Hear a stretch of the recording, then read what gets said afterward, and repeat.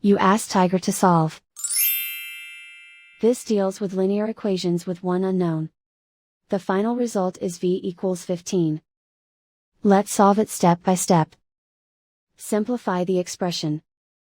Expand the parentheses. Simplify the arithmetic.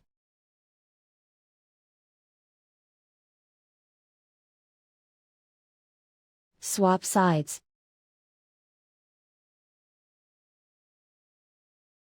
Group all constants on the right side of the equation. Add 44 to both sides.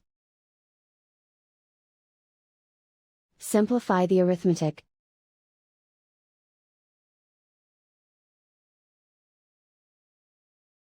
Isolate the v. Divide both sides by 3. Simplify the fraction. Find the greatest common factor of the numerator and denominator. Factor out and cancel the greatest common factor. And so the final result is v equals 15.